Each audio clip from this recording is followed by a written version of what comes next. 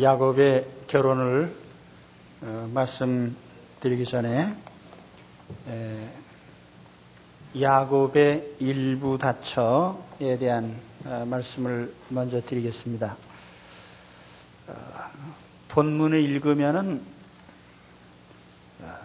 야곱의 부인이 4명인 것에 대해서 감동받는 분들이 있습니다. 부인이 4명이나 되는데 그래도 하나님이 복을 주시나 보다. 절대로 아닙니다. 하나님께서 그런 제도를 만드신 적도 없고 하나님이 그런 사람에게 복을 주시지 않습니다. 다만 하나님이 참고 계시는 거예요. 하나님을 시험하지 마시기 바랍니다. 야곱의 결혼 생활에 대해서 말씀드립니다. 야곱이 외삼촌 라반의 집에 도착해서 한 달 정도를 지냈습니다. 처음에 라반은 야곱을 참 얼싸안고 환영을 했어요. 너는 정말 내 고륙이다. 그러나 야곱은 욕심이 많고 인색한 사람이에요. 야곱을 공짜로 먹여 살릴 생각을 한 건 아닙니다. 그런데 한 달간 지켜보니까 이 야곱이 아주 쓸만한 사람이에요. 양떼를 잘 돌아봅니다. 또 섬세하게 짐승 하나하나를 잘 돌아봐요. 열심히 있고 부지런합니다. 그래서 라반이 생각하기를 이 야곱을 붙잡아둬야 되겠다. 그래서 야곱에게 얘기를 합니다. 야, 네가 내 생질 조카이지만은 내가 어떻게 공짜로 일을 시키겠느냐. 내가 품삯을 달라고 하면 얘기를 해라. 내가 원하는 만큼 주겠다. 그래서 사실은 라반이 마음에 속셈이 있었던 겁니다. 왜냐하면 야곱이 라헬, 라반의 둘째 딸을 좋아하는 것을 눈치챘어요. 그래서 저 야곱을 공짜로 일을 시켜야 되겠다. 딸을 주는 대신 품삯을 대신해서 딸을 주겠다. 그런 속셈으로 이제 얘기를 한 겁니다. 그런데 야곱이 뭐라고 대답하냐면은 내가 라헬을 사랑하기 때문에 라헬을 나에게 아내로 주시면 내가 7년간 노동을 하겠습니다. 여기는 이제 우리가 지금의 시점에서 납득할 수 없는 것이 이제 두 가지가 있어요. 하나는 뭐냐면 사촌인데 외가로 사촌이에요. 우리나라는 법률적으로 몇 촌 이내가 결혼이 금지됩니까? 8촌인가요? 예. 그런데 사촌이면 아주 가까워요. 그런데 지금도 중동 지방이나 또 일부 종족들의 그 풍속에 보면은 이런 풍속이 있어요. 사촌끼리 결혼하는 이런 풍속이 있습니다. 그래서 라반은 말하기를 내가 다른 사람에게 주는 것보다는 친척인 너에게 주는 것이 좋겠다. 이런 얘기를 한 겁니다. 그 또 한 가지는 신부의 몸값입니다.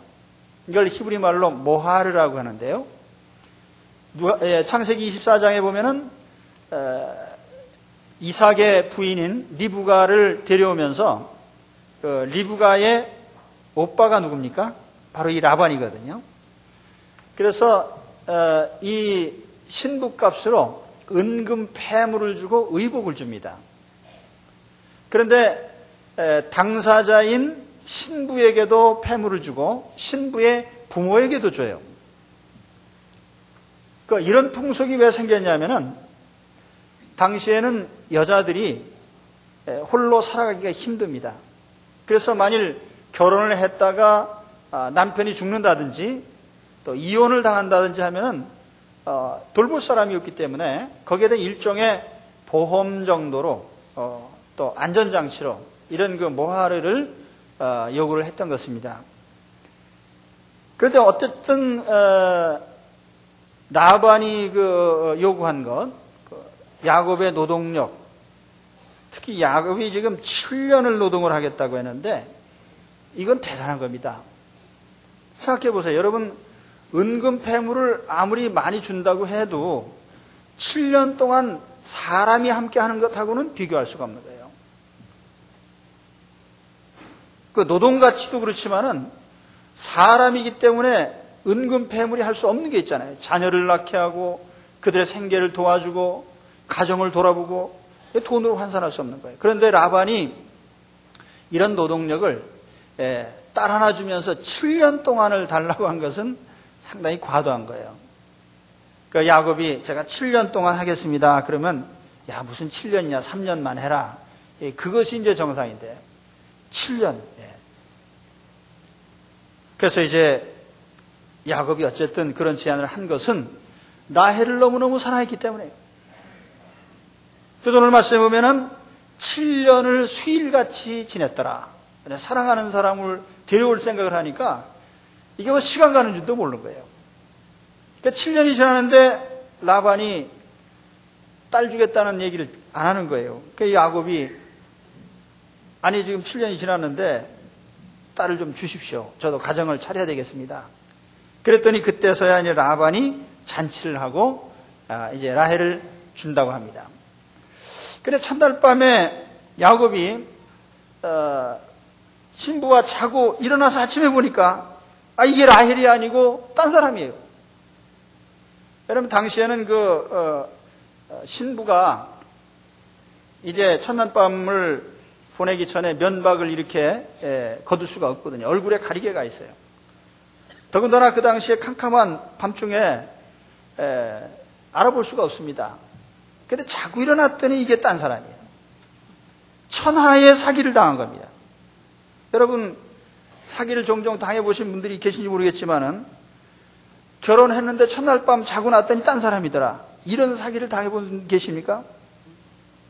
그 라반이 아주 큰 사기를 친 거죠. 그래서 라반이 이제 야곱이 아침에 일어나가지고 이럴 수가 있습니까? 내가 라헬 때문에 7년 동안 노동을 했지 딴 사람을 주는 법이 어디 있습니까? 그랬더니 라반이 뭐라고 하냐면은 우리 관습상 언니를 먼저 보내는 것이지 아우를 먼저 보내는 법이 없다. 그래서 이렇게 한 거니까 네가 그대로 받고 그 대신 내가 라헬도 줄 테니까 라헬을 위해서 7년을 하겠다고 했으니까 레아를 위해서도 7년 노동을 해라. 도합 14년 동안을 부려먹겠다는 거예요. 딸 둘 주고 나서요. 그 야곱이 물릴 수가 있습니까? 그 처지에서? 할 수 없죠.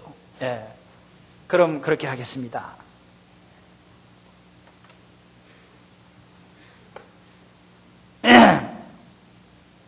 그런데 신부가 오면서 여종을 하나씩 또 데리고 와서요. 근데 이 여종을 또 야곱에게 줬습니다. 그러니까 야곱은 졸제 부인이 4명이 된 겁니다.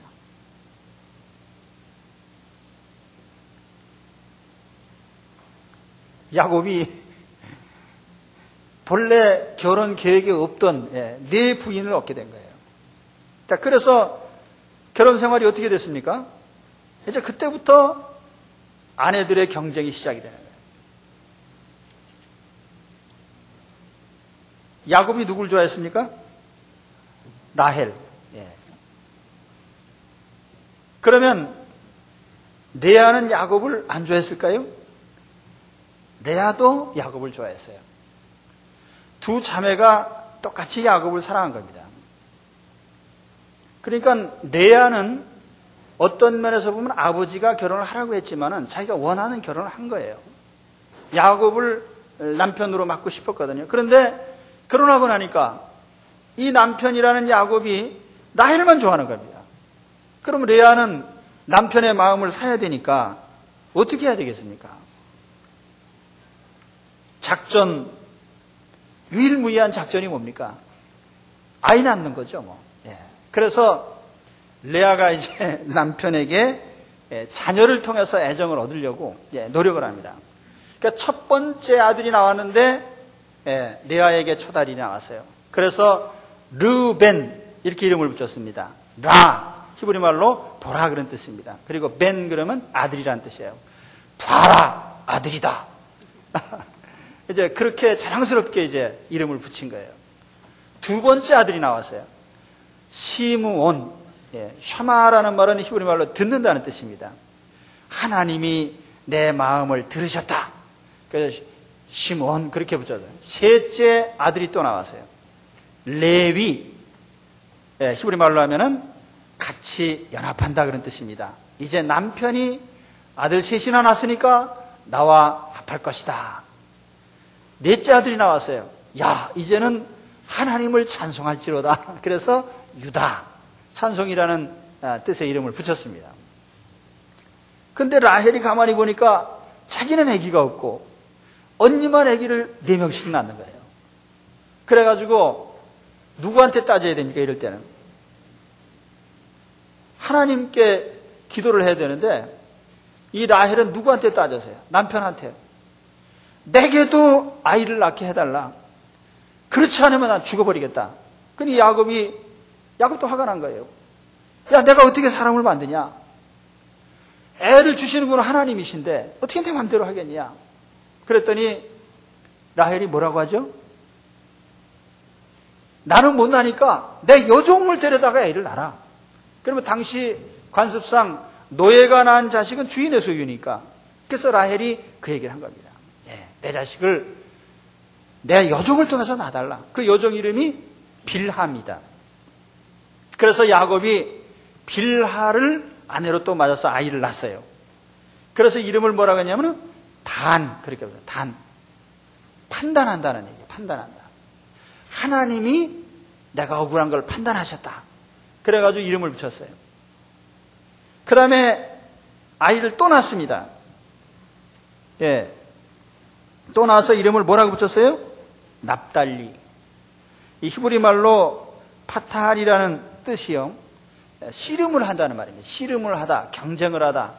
그런데 영어 성경에 보면 레슬이라고 번역이 되어 있습니다. 레슬링.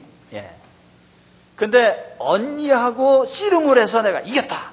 그래가지고 씨름, 투쟁 그런 뜻의 납달리라는 이름을 붙인 겁니다. 그러니까 납달리라는 이름을 성이 김씨라고 하면은 김나의 투쟁 이런 뜻이 되는 거예요. 그러니까 이게 이름을 가만히 생각해 보세요. 이게 이름 하나하나에 여자들의 질투와 시기와 경쟁심이 그 이름에 다 들어있는 겁니다. 그러면 이제 레아 차례죠. 레아가 보니까 자기는 이제는 아이가 안 나오고 그러니까 보니까 여종을 통해서 낳는 법이 있거든요. 그러니까 자기도 여종이 있다 이거예요. 그래서 야곱에게 또 내 여종을 통해서 낳아라. 그러니까 야곱은 참 입장 곤란하죠. 누구는 받아주고 누구는 안 받아주면 안 되니까. 그래서 또 아기를 낳습니다. 그래서 이름을 갓이라고 줬어요. 공격하다라고는 히브리 단어인데 아마 레아는 내가 한번 해보겠다 하는 뜻에서 이제 갓이라고 붙였는데 어느 영어 성경에 보니까 how fortune 이 얼마나 행운이냐 이런 의미로 번역을 했어요. 또 다음에 아들을 또 낳았어요. 여종에게서 두 번째 아들이 나와가지고 아셀, 해피, 행복하다 그런 이름의 뜻을 붙였습니다. 자, 그럼 이제 누구 차례입니까? 라헬 차례죠. 라헬이 아기를 낳아야 되는데 지금 다른 사람들은 다 아기를 낳는데 라헬은 아기를 못 낳은 거예요. 그러니까 초조합니다. 그런데 처자들 르우벤이 들에 나가서 일을 하다가 합한채라는 풀을 뜯어왔어요. 합한채. 이 합한채라는 말 저도 성경에서 처음 본 말입니다. 합한채라는 것은 한 글자대로 하면은 기쁘게 합하는 풀, 뭐 그런 뜻이에요. 그런데 이 합한채라는 것을 그 영문 성경에는 이 맨드레이크라고 이렇게 번역을 했습니다. 이 채소의 뿌리가 뭐 마취제로도 쓰이고 뭐 그런다고 그래요. 근데 통상 이 합한채의 용도에 대해서는 두 가지 해석이 있습니다. 하나는 아이를 낳게 하는 임신 촉진제다 그런 의미로 해석하는 사람이 있고 또 어떤 사람은 성적인 흥분제다 그렇게 해석하는 사람도 있습니다. 어쨌든 이 합한채라고 하는 것은 부부가 합하여서 자녀를 낳게 하는 그런 목적의 풀로 봅니다. 근데 그런 풀을 누가 가졌어요? 레아가 가져왔다 이거예요. 레아의 아들이 가져왔으니까. 그러니까 라헬이 보니까 저건 내가 필요한 건데 왜 언니가 가졌냐 이거예요. 그래서 그 풀을 나한테 달라. 그랬더니 레아가 화를 냅니다. 야, 네가 내 남편의 마음도 뺏어갔는데 이것까지 뺏어가면 되겠냐. 그랬더니 라헬이 그러면 언니가 그걸 나한테 주면 내가 언니하고 남편이 함께 잠자리를 하도록 내가 도와주겠다. 그러니까 레아가 그럼 그래라. 그래서 이제 남편이 밖에서 들어오니까 야곱에게 얘기합니다. 여보, 오늘 당신은 나하고 지내야 됩니다. 왜냐하면 내가 합한 채로 당신을 샀습니다. 그 야곱이 레아와 같이 잤어요. 그래서 아들이 또 나왔습니다. 그래서 이름을 뭐라고 했어요? 이사갈. 이 사카르라는 말이 히브리 말로 임금 또 월급이라 그런 뜻입니다. 그 어떤 대가라는 뜻인데, 그래서 이사갈 그러면은 대가라는 뜻인데 합한 채를 주고 남편을 사가지고 그래서 그 대가로 얻은 아들이다 그런 뜻에서 이사갈이라고 붙인 겁니다. 그 이사갈의 동생이 또 나왔어요. 이제는 스불론이라는 말은요 거주지라는 뜻입니다. 거주한다는 뜻이에요. 그래서 이제 이 레아가 생각하기를 이제 내 남편은 무슨 일이 있어도 이제 나와 함께 살 것이다. 왜냐면 자기 몸에서 아들 6 낳았죠. 여종에게서 2 낳았죠. 이제 8이나 낳았는데 더 이상 이제는 욕심 부릴 거 없다 이거예요. 그래서 이 스불론 남편이 나하고 같이 갈 거다 하는 이름을 붙인 겁니다. 그리고 딸도 하나 낳았는데 딸의 이름이 뭐냐면 디나예요. 디나라는 말은 공이라는 뜻인데 그 영어로 하면 다이애나입니다. 다이애나 공주를 생각하시죠? 그 디나라는 이름이 사실은 서양 사람의 모든 이름은 거의 다 성경에서 나온 겁니다. 라헬이라는 이름도 영어로 레이첼.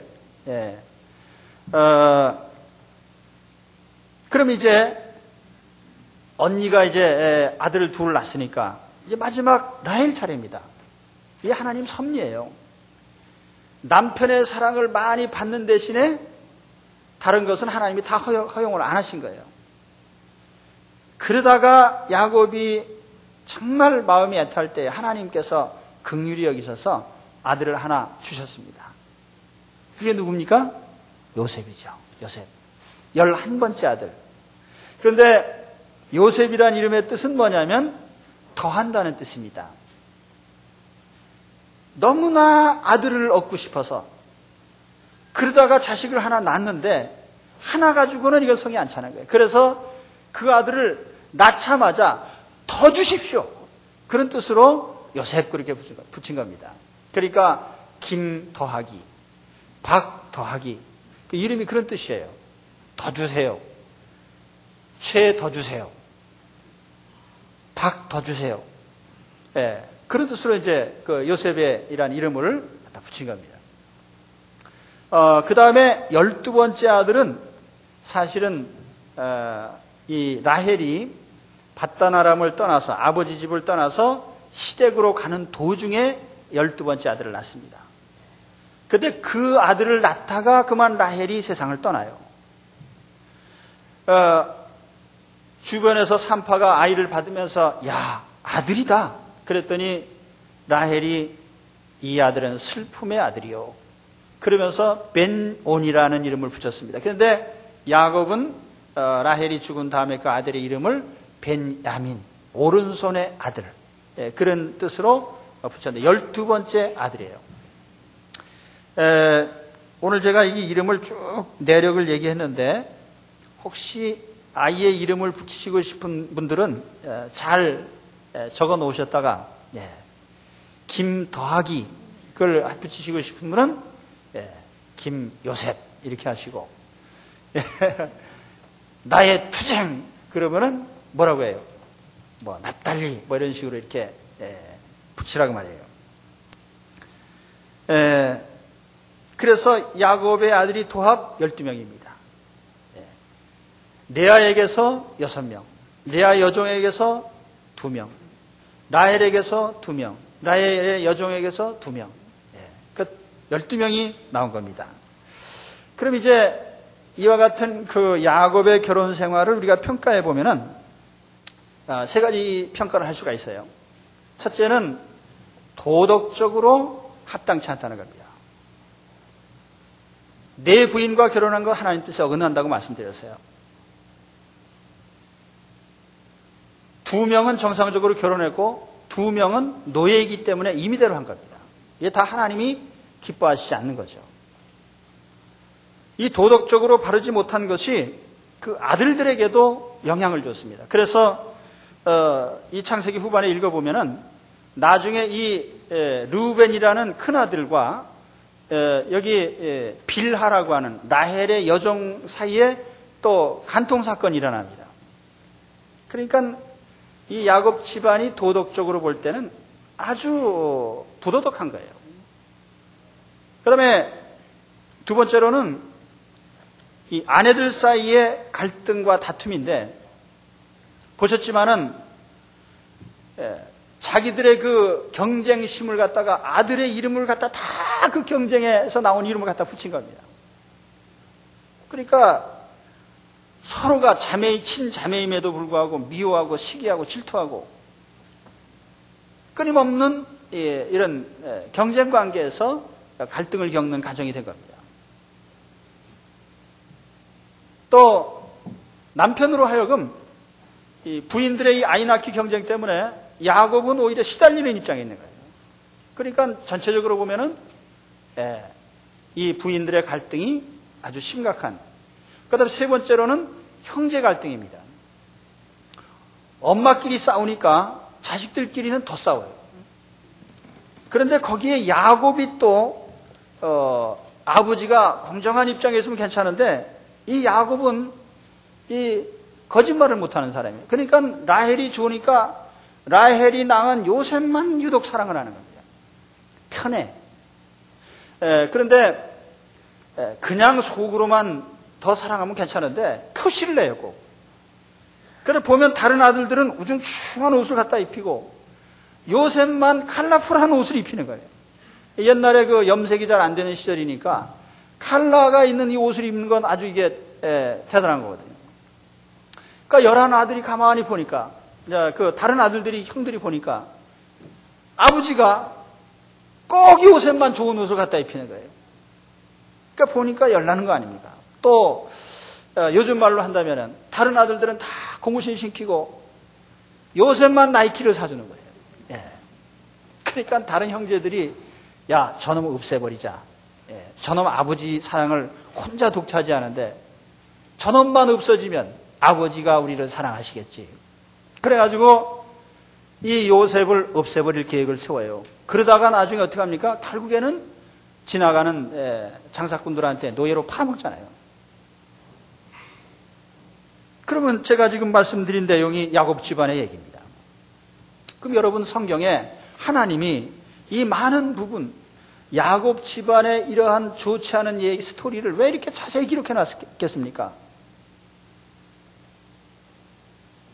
이렇게 살면 안 되느니라. 그런 교훈 주시려고 이렇게 했습니까, 하나님이? 그런 뜻도 있겠죠. 그렇지만 야곱 집안의 내력을 기록한 것은 하나님의 목적이 있습니다.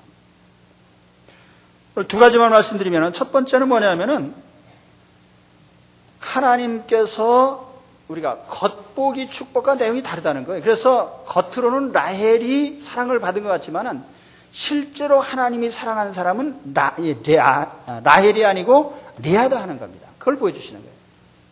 그래서 레아가 어떤 축복을 받았는지 우리가 이 성경 내용을 보면은 4가지로 요약할 수가 있어요. 첫째로 뭐냐면 레아는 12아들 가운데 절반 이상을 레아가 낳았죠.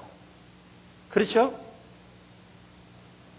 그렇잖아요. 6명 낳고 여종이 2명 낳고 8명이 레아의 몫이에요.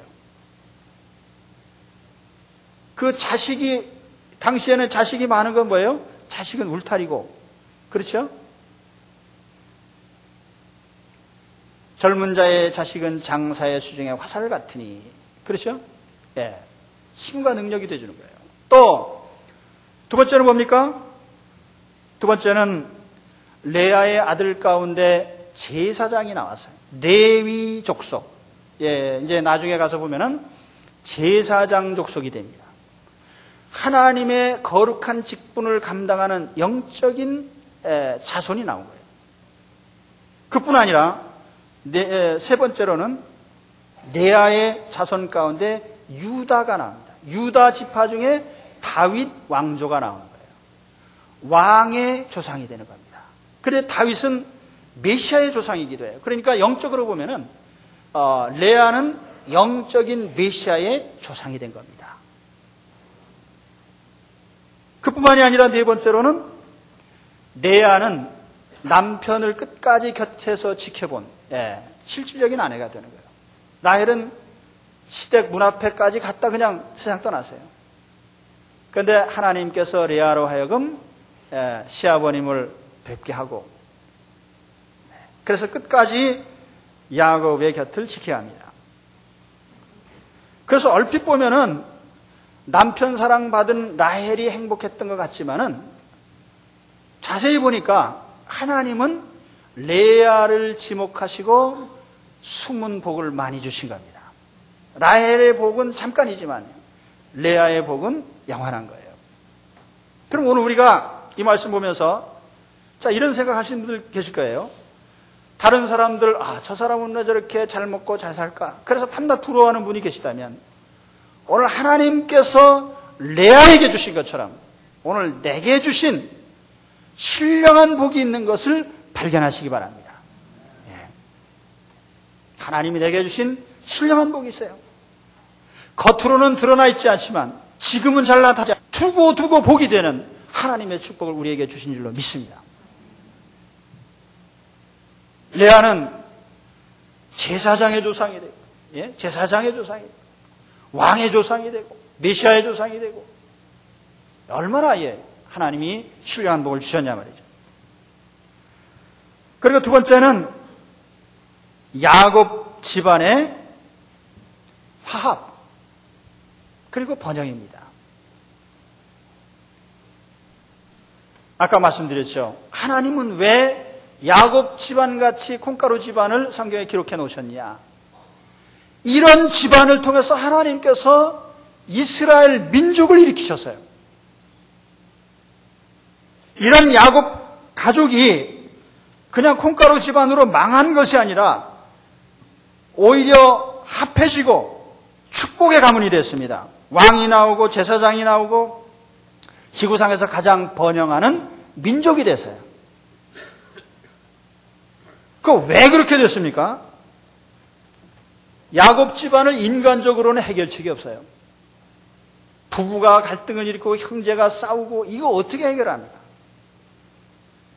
그러나 하나님은 그 가운데서 하나님이 간섭을 하셔서 미워하는 형제들을 서로 사랑하게 하셔요.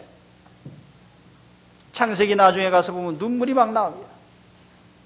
그 형들이 요셉을 미워서 팔아먹었는데 요셉은 나중에 자기 형들을 중심에서 용서하고 그들을 돌아보고 형들을 대접을 하고, 그러니까 형들이 나중에 동생 앞에 무릎을 꿇지만은 사실은 마음에서도 무릎을 꿇었어요. 우리가 정말 잘못했다. 그래서 그 형제들이 하나가 되는 거예요. 야곱 집안이 이와 같이 하나님이 합치시니까 하나가 됐다고 말이에요. 그럼 오늘 우리도 마찬가지예요. 여러분, 가정에 갈등이 있습니까? 부부간의 갈등, 경제간의 갈등, 인간적으로 치유가 안 돼요? 그러나 오늘 우리 하나님께서 해결하시면 얼마든지 이 모든 것을 다 해결하는 줄 믿습니다. 그래서 오늘 이 화합과 일치의 가정을 만드시기 바랍니다. 예수님이 오신 목적이 뭡니까? 예수님은 의인을 부르러 오신 것이 아니라 죄인을 부르러 오셨어요. 그래서 죄인의 그 죄된 것을 치유하시고 십자가로 그것을 용서하시고 사랑으로 하나 되게 하시는 이것이 주님의 목적인 것입니다. 그래서 성경은 말씀을 해요. 하늘에 있는 것이나 땅에 있는 것이 다 그리스도 안에서 통일되게 하려 하십니다. 예수 그리스도 안에서 하나 되는, 그래서 예수님은 화목제물 그렇게 얘기를 합니다. 화목제물. 예수님이 십자가에서 죽으심으로 말미암아 하나님과의 화해가 이루어질 뿐 아니라 우리 주님을 모신 모든 그 가정과 모든 갈등 있는 사람들이 화해가 되는 겁니다. 화합의 길입니다. 예수 그리스도는 화합의 길이에요. 오늘 그리스도 안에서 화합과 일치의 복을 받으시기를 축원합니다. 하나님은 어떤 분열된 가정이라도 하나 되게 하실 수 있어요.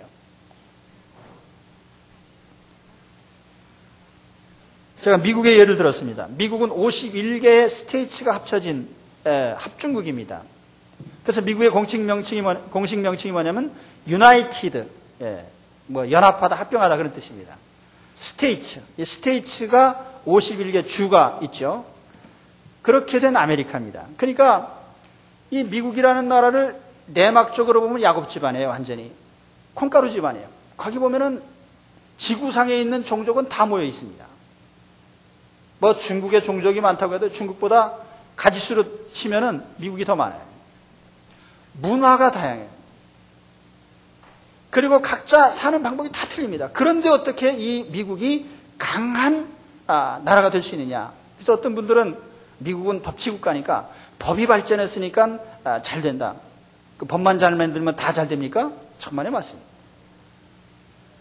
미국이 유나이티드 할 수 있는 것은 바로 그들의 신앙입니다. 하나님께서 하나 되게 하셨기 때문에 강대국이 된 거예요. 아마 하나님이 손을 띄시면은 미국은 하루아침에 4분 오열될 겁니다. 51개 국가가 아니라 더 많은 나라가 세워질지도 몰라요. 오늘 우리는 이걸 분명히 알아야 됩니다. 사람과 사람 사이의 모든 갈등을 해소하시는 분은 하나님밖에 없다. 오늘 우리가 예수 그리스도를 믿는 것은 주 안에서 주님의 십자가를 통해서 사랑으로 하나 되고 일치되게 하시기 위한 것입니다. 바로 그것을 하나님은 오늘 성경을 통해서 보여주신 거예요. 오늘 말씀을 통해서 제가 두 가지 말씀 드렸습니다. 겉으로 볼 때 야곱 집안을 통해서 본받을 게 별로 없습니다. 야곱 결혼, 부인이 4명이나 되고 자식들끼리 서로 나웅다웅하고 부인끼리 싸우고 아주 엉망진창인 가정인데, 그런데 가만히 보니까 그런 가정 속에 하나님이 섭리하시는데 하나님은 겉으로 드러나지 않게 레아에게 많은 은혜를 베풀어 주시더라. 그러니까 여러분, 사람의 사랑받는 거 너무 좋아하지 마시고요, 하나님께 사랑받으시기 바랍니다. 하나님의 사랑, 하나님이 나를 어떻게 사랑하시는지를 오늘 내 인생을 통해서 반드시 발견하고 깨닫기를 바랍니다. 그리고 또 한 가지는, 하나님은 이렇게 엉망인 야곱의 집안을 인류사에서 가장 우수한 민족으로 하나로 일치시키고 부흥시키셨더라. 이게 하나님의 축복이에요. 오늘 이런 하나님의 축복이 오늘 우리 가정 속에 다 임하게 되시기를 우리 주의 이름으로 축원합니다.